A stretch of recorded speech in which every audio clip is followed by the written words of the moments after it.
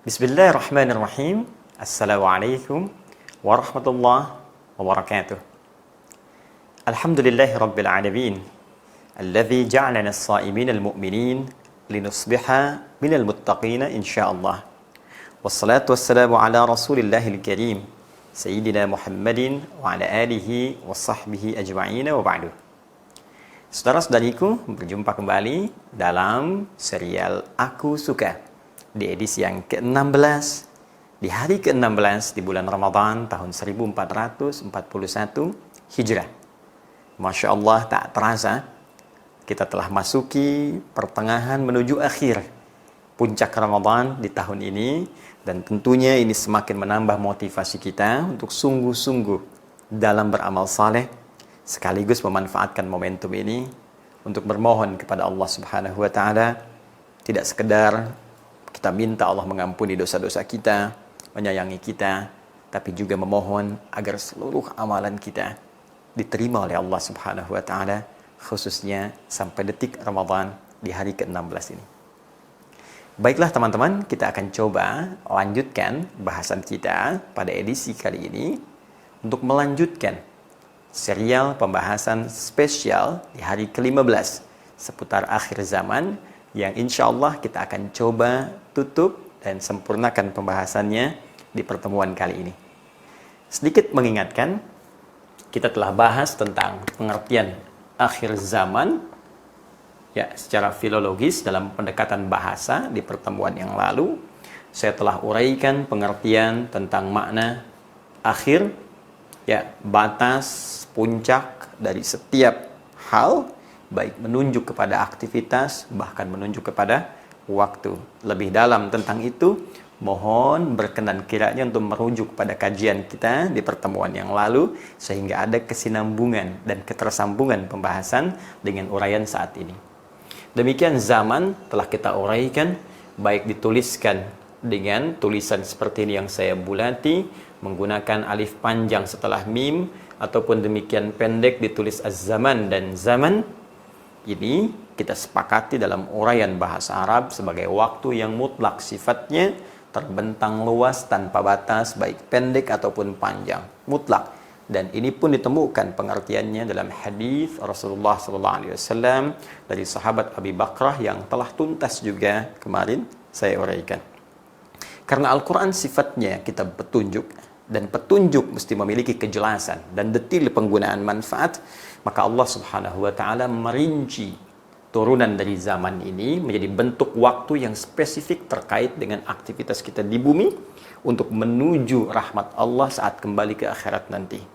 Maka ini kemudian spesifik ditunjukkan dalam bentuk waktu, dan detilnya diturunkan dalam penamaan Al-Quran. Jika waktu ini menunjuk pada batas usia hingga kita kembali kepada Allah, maka ia dinamakan dengan ajal. Kemarin kita contohkan dalam Al-Quran surah ke-7 Al-A'raf ayat 34. Cara mengisi ajal disebut dengan umur, ya. Ini sudah kita contohkan, ya. Ini pun sudah kita contohkan di Al-Quran itu surah ke-22 Al-Hajj ayat yang kelima, dengan makna baik itu manfaat atau menunjuk kepada kesuksesan, juga menunjuk kepada keberkahan.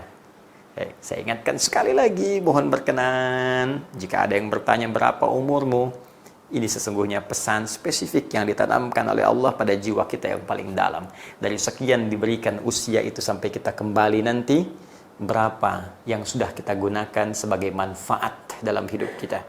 Ya, sejauh mana kita berusaha meraih kesuksesan sesuai dengan tujuan akhirat kita, dan keberkahan dari nilai-nilai kebaikan yang dihasilkan dari aktivitas yang kita kerjakan mengisi umur ini.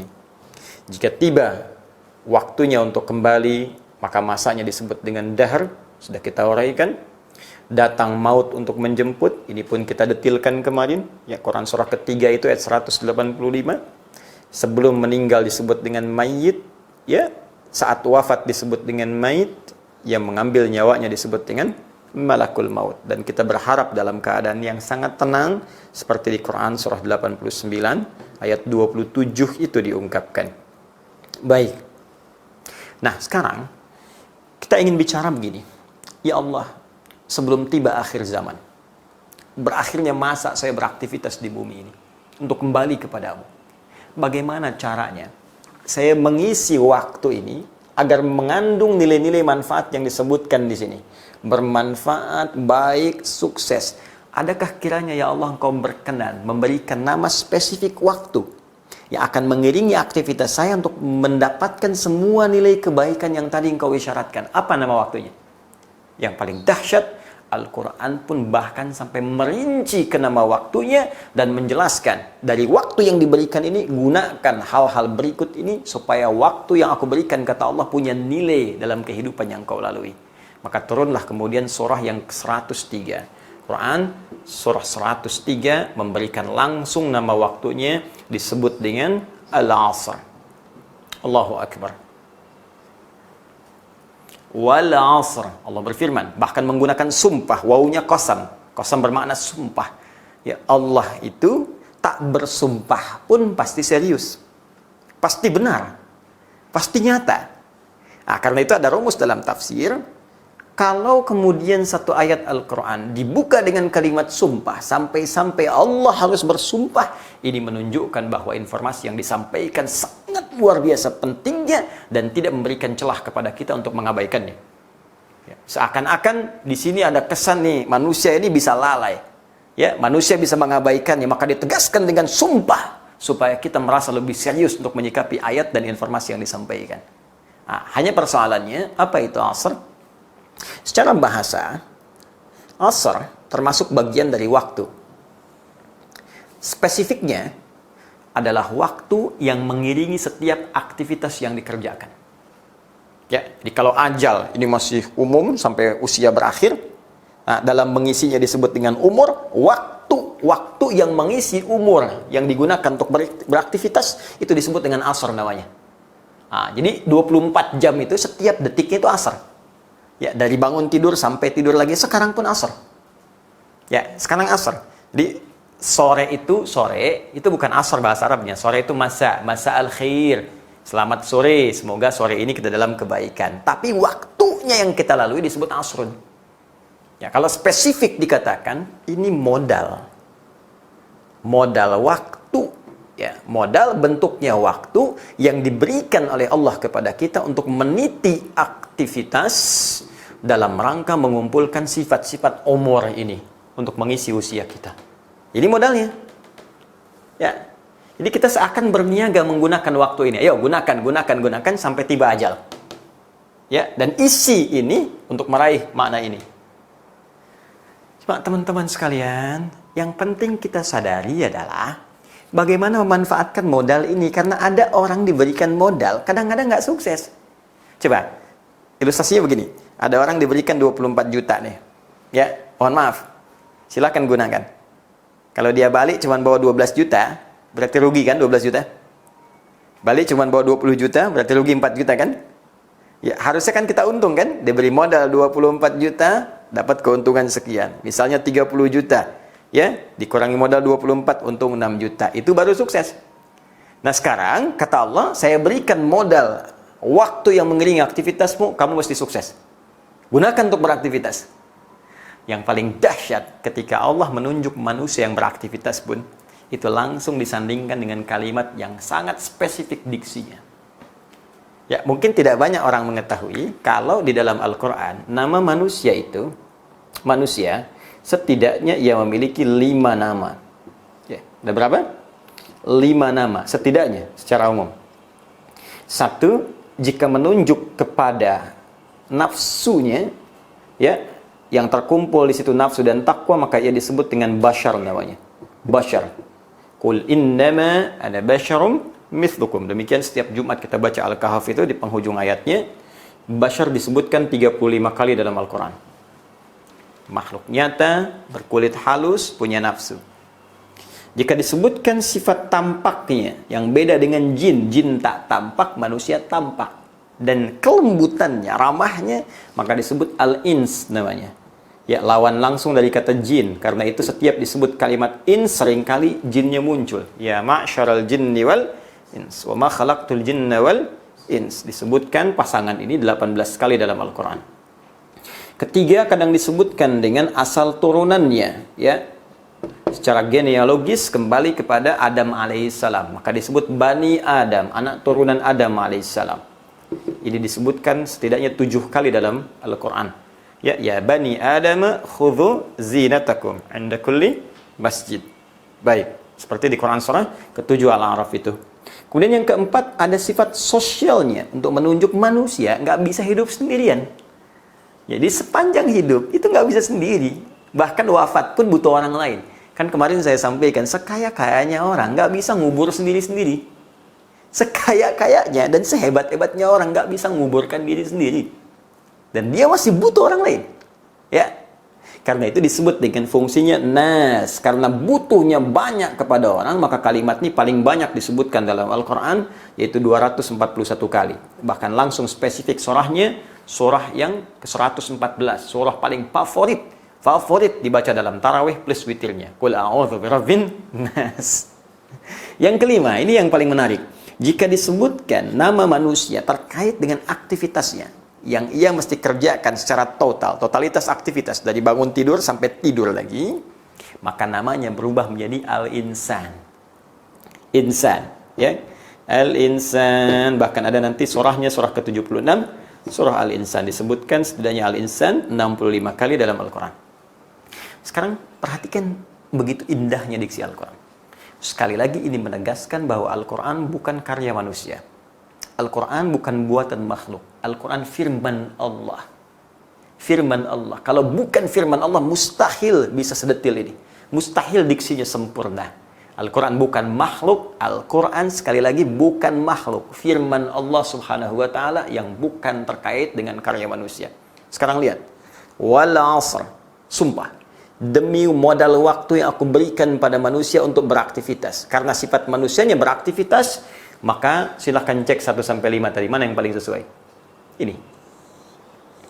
Innal insana.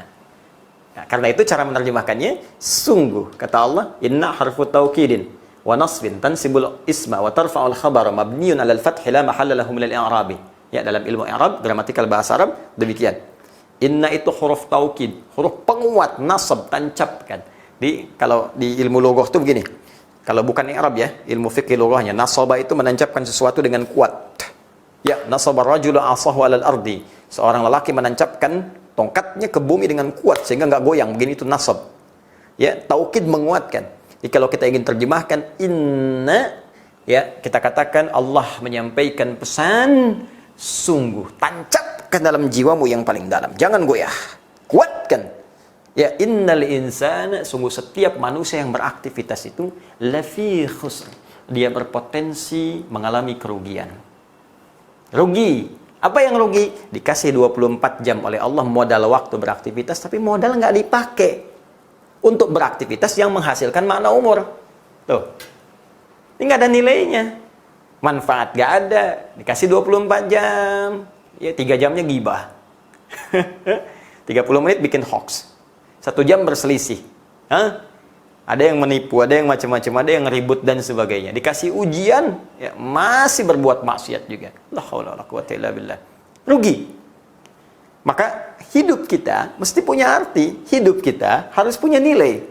Karena itu kita bertanya, ya Allah, bagaimana cara saya mengisi modal waktu ini supaya saya beruntung, bebas dari kerugian dan punya makna umur. Maka oleh Allah diberikan kemudian langsung penjelasannya tanpa kita meminta terlebih dahulu. Ya, illalladzina amanu. Ya. Kata Allah, kalian bisa terbebas dari jenis-jenis kerugian ini, kalian bisa mendapatkan manfaat yang bisa diharapkan, ya, kecuali yang bebas dari kerugian ini, alladzina amanu. Satu, orang-orang yang mau beriman. Ini penting sekali. Alladzina sekali lagi disebutkan 1080 kali dalam Al-Quran. Mencakup semua golongan tanpa sekat. Lelaki, perempuan, besar, kecil, tua, muda, nggak ada batas di dalamnya. Seakan Allah ingin mengatakan, saya buka peluang untung untuk semua. Saking rahmannya Allah, nggak boleh ada hambaku yang rugi. Jangan sampai aku beri modal, pulang-pulang kok jadi rugi. Lahir bersih, kenapa pulangnya kotor? Lahir beruntung, sampai orang gembira, sampai tertawa-tawa dan sebagainya. Karena bahagia kita datang, kenapa pulangnya kemudian menjadi bermasalah? Ya. Maka kata Allah, saya buka semua hambaku berpeluang untuk sukses, untuk bahagia, untuk bermanfaat. Ya, bagaimana caranya ya Allah? Pertama, satu, beriman kepada Allah, iman. Jadi, orang yang mengisi waktunya tanpa iman, itu nggak ada nilainya ya Allah. Ya, Masya Allah. Hidup 10 tahun, 20 tahun, 30 tahun, 40 tahun, 50 tahun, tapi iman belum ada. Maka dia nggak ada nilai, rugi. Nah, yang paling menarik, jika iman sudah ada, apa pembuktian iman itu? Wa amilus solihat. Maka iman itu akan membimbing pemiliknya untuk mengerjakan amal soleh. Oh, awas, salah baca. Awas, salah membaca, awas, keliru melafadzkan. Amal soleh bukan amal salah. Ya, jadi orang beriman itu tipikalnya, iman yang ada dalam jiwanya itu akan memberikan sinyal kepada seluruh anggota tubuhnya untuk mengerjakan jenis-jenis kebaikan. Nah, soleh itu artinya kebaikan yang diridhai oleh Allah. Ya, kebaikan yang diridhai oleh Allah Subhanahu wa taala, yang dibenarkan oleh Allah, ditunjukkan Rasulullah, itu soleh namanya. Baik, maka iman seseorang itu akan memberi sinyal. Iman itu kalau sudah diucapkan, asyhadu an la ilaha illallah, asyhadu anna Muhammad Rasulullah, tembus ke dalam jiwa kita, tembus ke hati, maka di hati akan memberi cahaya, petunjuk, nur, ya, ke dalam mata misalnya. Makanya mata sebelum berfungsi, imannya masuk dulu. Karena itu dalam Al-Quran ketika disebutkan fungsi mata, imannya dulu sebelum matanya. Quran surah ke-24, surah An-Nur, surah cahaya. Ayat 30 untuk laki-laki, 31 untuk perempuan. Qulil mu'minina, katakan pada pria-pria yang punya iman. Ayat 31 aja, wa qulil mu'minati, katakan pada perempuan-perempuan yang punya iman. Yaghuddu min absarihim, ayat 30, yaghuddna min absarihinna, ayat ke-31-nya. Ya, kata Allah, kalau dia punya iman, sudah barang tentu, sudah pasti, kata Allah, imannya akan membimbing matanya, membimbing mata melihat yang baik saja. Tak baik, dia akan palingkan. Kelisan, turun. Ya ayyuhalladzina amanu, Quran surah ke-49 ayat 11 sampai 12. La yaskhar qaumin qaum. Hei orang-orang beriman, imanmu akan membimbing kepada lisanmu untuk mengatakan yang baik. Hindari saling mencela. La yaghtab ba'dukum ba'da. Jangan bikin hoax, jangan gosip, ya, jangan berselisih dan seterusnya sampai ke ujung kaki. Nah, jadi kalau kita ingin beruntung, ya, ingin benar kata Allah, ingin saleh, ingin mendapatkan umur dalam mengisi ajal kita, maka tenun, pupuk amal-amal kebaikan yang bisa kita kerjakan. Nah, karena itu saya sering sampaikan begini, kalau kita berbuat soleh bisa, kenapa mesti melakukan yang salah? Toh dengan soleh pun rezeki kita mendapatkan sama. Kenapa harus mengejar dengan cara yang salah? Soleh dapat 1 miliar, salah 1 miliar juga. Nggak akan berkurang sampai wafat. Rezeki itu mengiringi kematian. Di mustahil ada orang wafat kalau rezekinya belum tercukupi. Dan rezeki itu sudah jelas, sudah diatur. Jadi nggak akan bertambah, nggak akan berkurang. Yang nambah itu keberkahannya. Jika diraih dengan soleh, berkahnya tambah. Jika diraih dengan salah, nggak ada berkahnya. Ya, jadi jangan dikira kalau Anda korupsi, dapat harta makin banyak. Tidak, Anda salah paham. Cuman capek sendiri. Ya, toh Anda bekerja yang baik pun segitu juga dapatnya. Cuman bebannya Allah kurangi.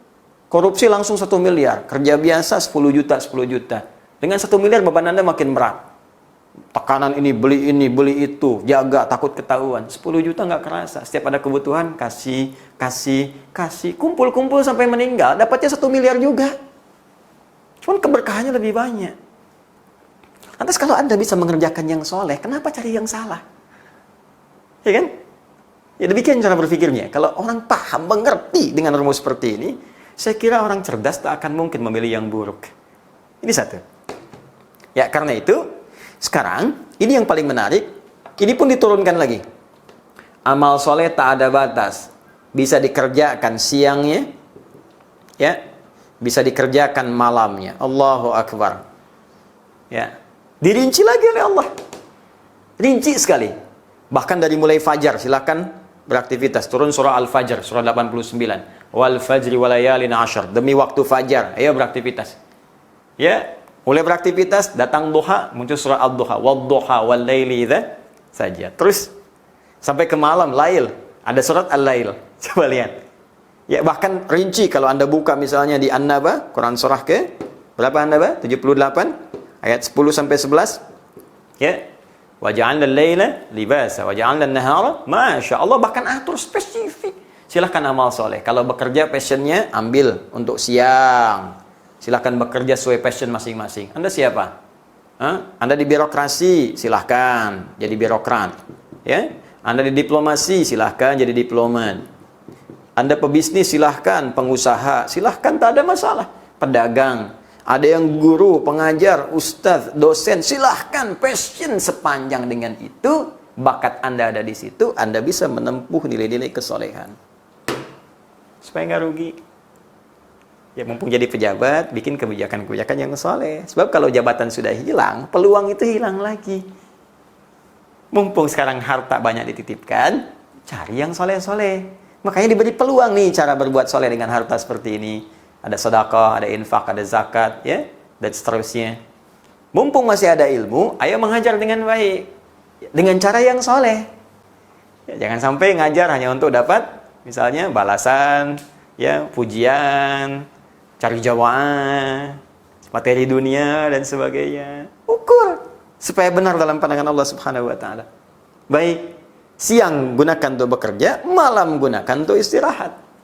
Buka lagi Quran surah ke-30, detail sekali. Wah, perhatikan waktunya. Kita kan bicara zaman sekarang.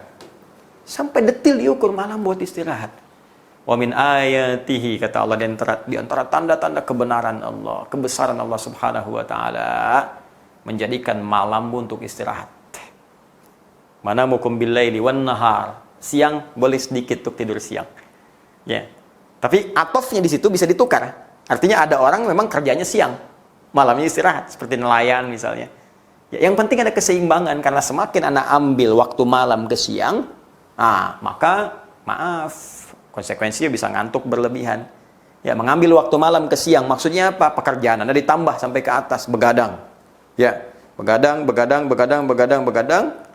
Tapi ada perlunya misalnya. Tapi konsekuensinya besok dapat ngantuk, kecuali begadang yang tidak ada perlunya. Ya, maka yang seperti itu sebaiknya ditinggalkan. Ya, kan rumusnya gampang. Begadang jangan begadang, ya, kecuali ada perlunya. Ya, baik, sudah. Sekarang kita kesini dulu. Ini kita kerjakan selama hidup. Bahkan langsung dijelaskan kurikulumnya. Ya, cuman 3 kok. Ibadah, muamalah, akhlak. Ini saja. Dan secara singkat, semua rasul yang diutus sampai ke yang paling mulia yang kita paling cintai, Rasulullah SAW, diutus untuk mengajarkan ini saja. Ibadah, hubungan kita dengan Allah Subhanahu wa taala sebagai Sang Pencipta, dari mulai tauhid sampai praktek ritual, salat, puasa dan seterusnya. Ya. Muamalah, hubungan kita dengan manusia, hablum minan nas. Zonanya horizontal. Cek hubungan kita dengan tetangga, dengan teman-teman di kantor, tarik ke rumah, dengan istri, suami, ke atas ada ayah, ibu, ya, ke bawah ada anak-anak, ada cucu dan seterusnya. Baik, bagaimana cara mengerjakan ini secara sempurna? Pakai akhlak. Akhlak saat ibadah, saat sholat, pakai pakaian yang bagus, ya, datang di awal waktu, kerjakan dengan sempurna. Akhlak kita kepada Allah. Anda kepada atasan saya di dunia, penampilan bagus, datang sebelum datangnya tiba waktu pertemuan. Kenapa sekarang dengan Allah akhlaknya kemudian jadi berkurang? Tapi kalau sedang minta, nuntutnya luar biasa. Nuntut sepenuh langit, pekerjaan di bawah bumi. Kan tak adil gitu. Nuntut sepenuh langit, pekerjaan di bawah bumi. Gimana? Nah, ini yang kita kerjakan. Ya, ini saja. Sampai kapan kita kerjakan? Sampai tiba akhir zaman yang pertama. Ini. Apa tanda akhir zaman yang pertama? Tanda yang pertama disebutkan di Quran, surah ke-63 ayat 10. Lihat kalau Anda detil. Aktivitas di sini 78 ayat 10, P11. Tanda pertama pun dimulai dari ayat ke-10-nya. Nih, Allah kasih contoh untuk yang beribadah dengan harta. Wa anfiqu mimma razaqnakum min qabli ay ya'tiya ahadakumul maut fayaqul rabbi laula akhartani ila ajalin qarib fa asaddaqa wa akum minas salihin. Kata Allah, gunakan harta yang kutitipkan untuk beramal saleh. Infak, berbagi dengan orang. sebelum tiba berakhirnya zaman yang aku berikan kesempatan padamu untuk beraktivitas. Apa bagian pertama? Ini yang disebut dengan tanda berakhir pertama, kiamat untuk manusia yang paling awal, dan setiap manusia akan mengalaminya, sehingga sebagian ulama menyebut sebagai kiamat kecil. Ya, sebelum alam yang besar ini selesai, maka yang kecil ini muncul. Apa itu? Ya, qabli ayyatiya ahadakumul maut, sebelum datang kematian. Ini yang telah kita tuliskan. Maut. Jadi kalau kita berbicara tentang akhir zaman, jangan jauh-jauh berbicara tentang kiamat besar, habisnya alam dulu, alam semesta. Jadi nggak usah jauh-jauh menganalisis begini misalnya. Wah, ini kapan ya kiamat akan terjadi, bumi akan hancur, tabrakan terjadi, asteroid menabrak bumi, dukhan mulai muncul, macam-macam. Itu aspek jauh dulu. Yang dekat dulu yang kita pikirkan, jangan-jangan itunya belum tiba, yang kecil ya sudah datang. Harap-harap usia panjang, maut datang lebih cepat dari apa yang tidak kita duga. Tiba-tiba kematian datang, dan kematian itu kiamat yang paling kecil. Makanya kemarin ketika kita uraikan tentang isu tabrakan asteroid dukhan itu, kan saya kutip firman Allah di Quran surah 33 ayat 63 itu. Ya, ketika Allah sampaikan la'ala sa'ata takunu qariba. Kamu banyak tanya tentang kiamat besar. Hanya Allah yang tahu. Qul innama ilmuha 'indallah. Ya, wa may yudrika la'alla sa'ata takunu qariba. Terus persiapan kamu apa kalau kiamat itu terjadi besok? Persiapan kamu apa? Kamu aja bisa meninggal. Ya, jadi yang paling penting kita lakukan sekarang ini, kita selalu tanyakan, kalau hari ini saya wafat, begitu dulu cara berpikirnya. Makanya Nabi sering menganjurkan kita itu, sering ziarah, ya, dengan cara yang benar, lihat untuk mengingatkan kematian. Nyolatin orang yang wafat, mengantarkan jenazah, untuk berpikir kalau saat itu atau esok hari kita kemudian jadi jenazah. Kita pasti mengerti. Jadi semua yang kita rasakan dapat itu akan habis. Harta yang dikumpulkan tuh habis, ditinggalkan. Jabatan yang dibanggakan, sampai saling berselisih, saling segala rupa dilakukan dan sebagainya. Untuk dapat ini, dapat itu, uang dan seterusnya. Ya, ilmu juga demikian. Ya, hati-hati karena ustadz juga tolong doakan, tolong. Karena tidak mudah. Tidak mudah. Ya, setan itu kan levelnya, kalau orang manusianya makin naik, setannya makin pintar. Ya, setan goda ustadz beda dengan setan goda diplomat. Setan ustadz beda dengan setan birokrat. Ya, setan ustadz, setan ulama beda dengan setan rakyat biasa. Akan lain. Yang rebutan jamaah kah, yang ini kah, yang itu kah, yang saling mencelakan dan sebagainya. Makanya penting saling mendoakan, penting berprasangka baik, penting saling menyayangi. Itu yang kita tebarkan dalam kehidupan. Doakan, saling menyayangi, dan ada dalam nilai kebaikan. Karena kita akan wafat, akan meninggal. Gini, karena itu Nabi sering mengarahkan kepada kita persiapan sebelum wafat.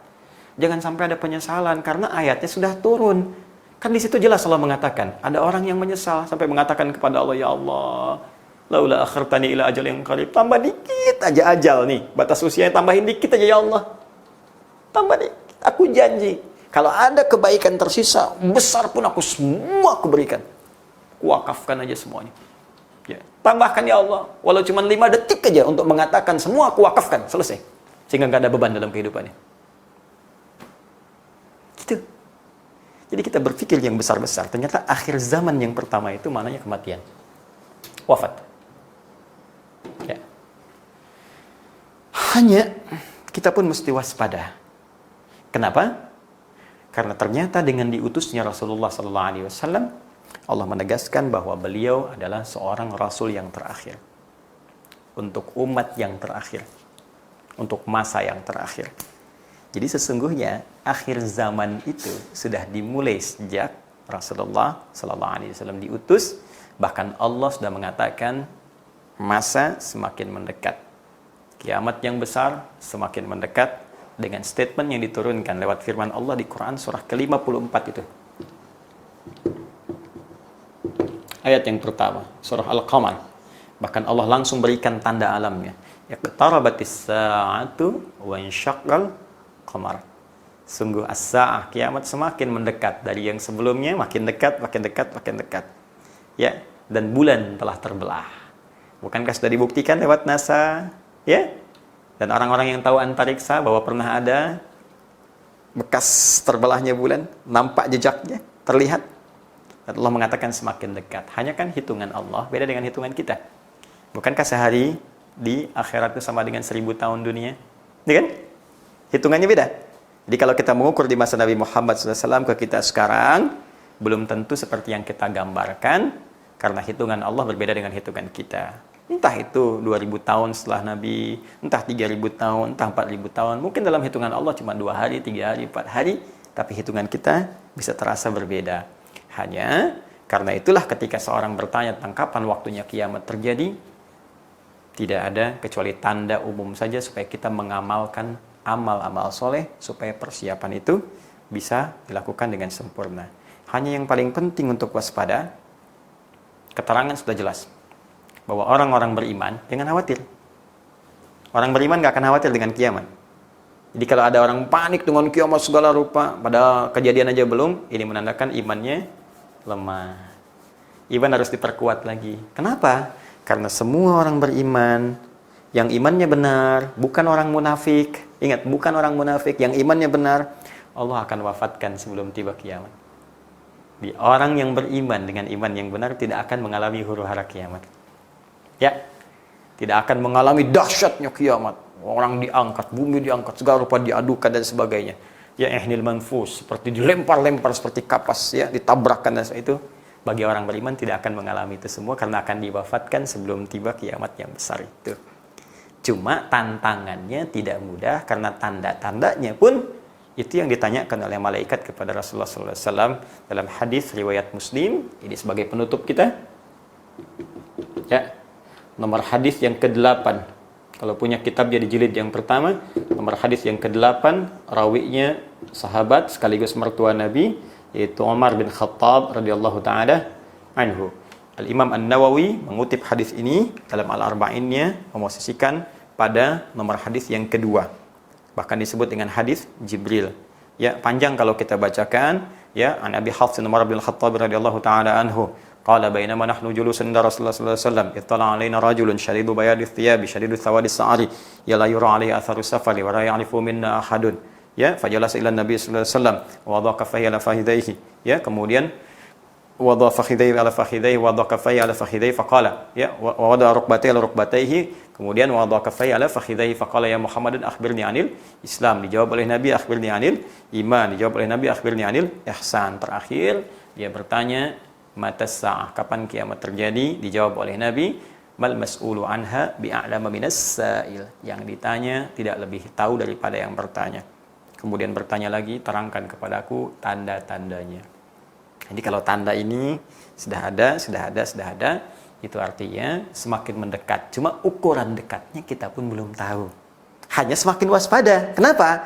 Karena ketika kiamat akan mulai mendekat, fitnahnya bertambah, ujiannya tidak seperti biasa. Makin banyak ujian yang bisa menggoyahkan iman. Disitulah kita penting menjaga iman kita sampai wafat sebelum kiamat tiba. Itu maksudnya. Jadi jangan sampai nanti kalaupun meninggal kiamat belum tiba, meninggalnya dalam keadaan nggak ada iman. Karena Nabi pernah mengatakan kalau ujian semakin tinggi, ada orang paginya beriman, sorenya kafir. Ya, yusbihu mu'minan wa yumsi kafir. Atau sebaliknya. Itu yang paling bahaya.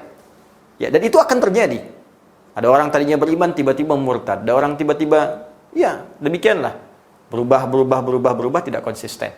Karena itu diantara tandanya antalidal amatu rabbataha, jika ada seorang pembantu melahirkan tuannya. Di banyak tafsiran di kalangan ulama, ada yang mengatakan dunia mulai terbalik, yang bohong dianggap jujur, yang jujur dianggap tidak. Ada yang menafsirkan anak mulai durhaka kepada kedua orang tuanya. Ada yang menambahkan lagi dengan banyaknya tersebar kemaksiatan dan sebagainya. Ya, wa antaral khufata, al-urata, al-alata, ri'a asya'i yatatawwaluna fil bunyan. Engkau melihat penggembala yang cuma beralaskan kaki, kemudian telanjang setengah dada. Kok bisa lomba-lomba penggembala ini meninggikan bangunan-bangunan tinggi? Ada yang menafsirkan orang sudah lomba dengan kepentingan dunia. Ya, sudah nggak senang berbagi dengan sekitarannya. Cuma ngumpulin kepentingannya aja, ambil, terus lomba-lomba, pamer, tingkatkan status sosial, sudah nggak peduli dengan sesama. Akhirnya yang terjadi saling memakan satu dengan yang lain, seperti hukum rimba. Kejahatan mulai banyak muncul. Kalau kejahatan sudah mengisi dunia dengan sepenuhnya, orang-orang sudah nggak mendekat dengan Allah, sampai di hadis lain dikatakan zina sudah menyebar sampai orang nggak malu melebihi binatang. Sampai-sampai orang mengatakan kalau bisa jangan di sini, di balik tembok saja, karena sudah menyebarnya zina di mana-mana. Nah, kalau sudah seperti itu terlihat, Ada banyak keburukan tampak. Ini menandakan pesan pertama, ini jangan ke kiamat dulu. Pesan pertama, kita harus menjaga iman dengan baik, jangan goyah, jangan ikut maksiat. Ya, ini poinnya. Supaya kita pertahankan sebelum wafat. Khawatirnya iman semakin rendah, hilang iman, maka masuk dalam golongan yang menghadapi kiamat, yaitu orang-orang munafik atau orang-orang yang mengingkari dirinya kepada Allah Subhanahu wa ta'ala. Ini yang dimaksudkan. Jadi akhir zaman bisa berarti berakhirnya kehidupan kita dengan wafatnya kita semua. Juga yang kedua bisa berarti berakhirnya alam semesta, sehingga tiba waktunya kehancuran dan kita berpulang kepada Allah Subhanahu wa ta'ala. Tapi poin pentingnya, orang beriman tidak akan mengalami kiamat yang besar, hanya ia akan mengalami jembatan menuju pertemuan dengan Allah, yaitu kematian kecilnya, kiamat kecilnya, kematiannya untuk menuju Allah Subhanahu wa ta'ala. Karena itu saya sering mengatakan, jangan bahas yang tinggi-tinggi dulu lah. Cukup jadi pengetahuan saja. Dukhan jadi pengetahuan, Dajjal jadi pengetahuan, Ya'juj dan Ma'juj jadi pengetahuan. Kita penting tahu sebagai bagian dari pembahasan keimanan kita dan tanda-tanda yang akan muncul. Sehingga dengan itu kita bisa ingatkan pada generasi-generasi mendatang untuk kembali kepada hukum Allah supaya tidak mengalami itu semua. Ya, apa hukum Allah itu? Itu yang tadi saya terangkan. Berbicara yang baik-baik, mendengar yang baik-baik, perbanyak amal soleh, beribadah kepada Allah, bermuamalah yang baik, berakhlak yang mulia. Itu yang kita jaga sebagai penguat iman sampai kita berpulang. Saya kira ini, dan jangan sampai masuk pada bahasan yang lebih detail yang tidak ada kejelasannya dan hanya pengetahuan mutlak milik Allah Subhanahu wa ta'ala seperti kepastian tentang kiamat. Saya kira selesai bahasan kita. Dan lebih baik kita fokus membahas yang sekarang kita butuhkan saat Ramadan untuk memperbaiki keadaan dan kualitas kehidupan kita. Untuk itu, saya akhiri, saya tutup bab terkait dengan akhir zaman untuk membuka bahasan lembaran baru terkait dengan penguatan jiwa kita, penguatan tubuh kita, penguatan arah ibadah kita, sehingga menjadi manusia berkualitas, manusia akhir zaman yang berkualitas untuk kembali kepada Allah Subhanahu wa ta'ala. Itu yang bisa saya sampaikan, dan tentunya